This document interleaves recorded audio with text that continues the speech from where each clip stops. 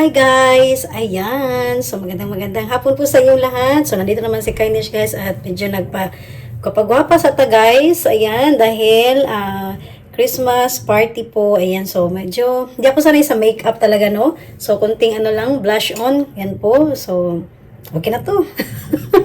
Fight sa to guys kasi hindi talaga ako sanay yung sa mga ganun-ganun sa mga kilay. Wala akong hindi talaga ako, hindi ako naglalagay talaga. So, lang yung face powder, ganun lang po. So, ayan guys, mamaya please po samahan niyo po ako ngayon sa aking vlog. Ito po yung, sa mga nakarang upload ko po is nakapanood po.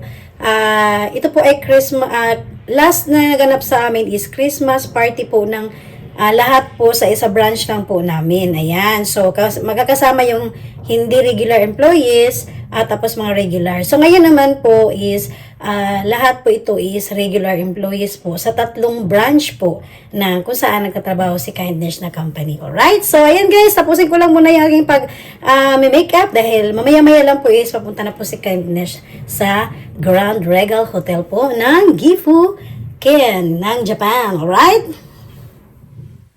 Alright guys, tapos na po si Kindness. Ayan po, dahil sa hotel naman po tayo. Mamaya hubarin ko lang. Ito yung aking suot ngayon. Napaka-simple lang. Ayan. Tapos yung aking shoes. Tinerno ko lang din po sa aking damit. Parang may mga kintab-kintab. And then, so mamaya, pati yung aking blazer din po guys. Ayan. Barila natin doon sa loob para hindi masyadong mainit. Alright. Okay, let's go! At syempre, ang aking napaka-cute na bag. Alright guys, kasi baka malate si Kindness. Let's go! Alright guys, at nandito na po ngayon si Kindness sa loob po mismo ng Grand Hotel. Ayan. So, ito po guys ay hindi pa po lahat nakarating. And then, ayan po. So, hindi ko na po nakuhanan guys habang nag-cheers po kami kasi medyo masilan po tayo dyan sa mga video. Ayan po. Pasensya po kung ano lang yung kaya ko pong ipakita sa inyo. At higit sa lahat, ito po ang mga pagkain ngayon na siniserve sa amin. Ayan. So, kakaiba po siya guys kasi may katulad po niyan, itlog po siya pero meron pong palaman sa loob. Ayan. So, ang galing ng pagkaluto nila. So, actually guys, yung iba dyan, hindi ko natitikman sa ibang mga restaurant. Dyan po mismo sa hotel, natitikman ko lang. Yan. So, ngayon naman po, yan, mga fresh po, mga sashimi. And then, habang kumakain kami, may mga pag-games po. And then, i-share ko lang po sa inyo, napakalaki ng mga papremyo dyan guys. Although hindi naman nanalo si Kindness. Pero lahat po ng umuwi dyan, kahit natalo ka or nanalo, may mga bit-bit kami. Yan, may mga pera na binigay sa amin yung aming boss. And then, may isa pang box na padala sa mga pagkain. So, ayan guys, tuloy-tuloy lang ang paglalaro habang nagtuloy-tuloy naman ang pag-serve ng pagkain sa amin. Ayan po. Ang halos sa mga prices dyan, yung pinakamalaki is na sa mga 50,000 pesos po. Ayan. So, yung iba naman, ang mga papremyo, habang kumakain kami katulad niyan, talagang nanonood kami sa mga games, sa mga prizes, ayan, nakikinig kami sa mga prizes. Halos may mga isang taon na free po kayong kumain sa McDonald's. Ayan, iba-iba po ang mga papremyo dyan. Alright, so ayan guys, ayan, pakita ko naman sa inyo yung mga na-serve na naman sa akin dyan ngayon, o diba? Talagang tinikman ko po yan lahat.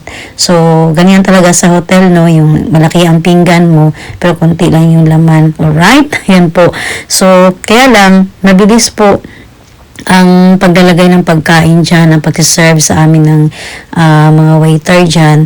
And then, ito naman po, hindi ko po alam guys kasi yung sa una nga po, walang rice na siniserve sa amin. Siguro ganyan talaga yung sa kalahati na guys, ang dami na namin nakain, pero ngayon pa nag-serve ng rice. And then, yung rice po, may halo din po siya. And yan, yung miso zero or yung sabaw, yan po, ang napakasarap po talaga ng set na po na iyan. Yan, so siniserve sa amin.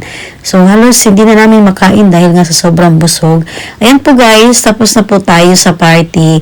Ang party po is umabot po kami ng almost 4 hours. Pero hanggang dyan lang po talaga ang kaya kong ma-share po sa inyo. Kasi nga, halos din po sa loob, mga kwentuhan po kami, banding po ng sa trabaho. Ayan, tigit sa lahat, nakakausap po kasi yung mga boss ko. Mas mahaba po yung usapan namin ng boss ko dyan. Kaya hindi ako pwedeng mag-video lang dahil nga po iniingatan po natin ang mga privacy ng mga kasamahan natin sa trabaho. So, ganyan lang din po ako guys sa aking YouTube, di ba po? Kasi kailangan din kasi nating magpaalam lalo na po sa mga kasamahan natin sa trabaho. So, kung ano lang po yung kaya ko na maipakita sa inyo mga event. So, actually guys, itong Grand Hotel na ito, napakalawak po nito, and then hindi ko maalala kung hanggang ilang floor ito kasi nandito kami ngayon sa first floor. At sabi nga nila last year po hindi raw sa first floor naganap, first time lang din po, at maganda raw yung first floor kasi daw na ipapasok namin yung aming shoes. Madalas kasi mga second floor hinuhubad namin yung mga shoes. Pero this time, maganda po siya dahil nasa first floor po talaga kami. Alright guys, at halos nagsisiuwian na rin po yung mga kasama namin. So, ganito lang po sa Japan mag-party guys. Kung ano yung start ng oras, yun po talaga ang umpisa. Yan po, wala pong dapat na malate yan. Alright guys, at yan na po, nakauwi na po si Kindness, nasasakyan na po ako guys, tapos na po yung aming Boningkay or year-end party, ayan. So, mga kasama ko halos guys is mga regular employees po kami ang nandun, ayan po. So, kaya ilan lang din po ang pumupunta dahil nga wala pong mga halo doon ng mga nasa mga agency, ayan. So, yun po ang isa sa mga pinakita ko na po sa inyo ngayon guys. Sinishare ko lang po sa inyo halos. Pinakita ko rin halos ang mga pagkain dahil nga, syempre may limitasyon tayo guys sa pag-upload ko po ng mga videos, sa pagkukuha ko ng mga videos po. Kasi syempre alam niyo na po yung privacy, iningatan po ni Kindness.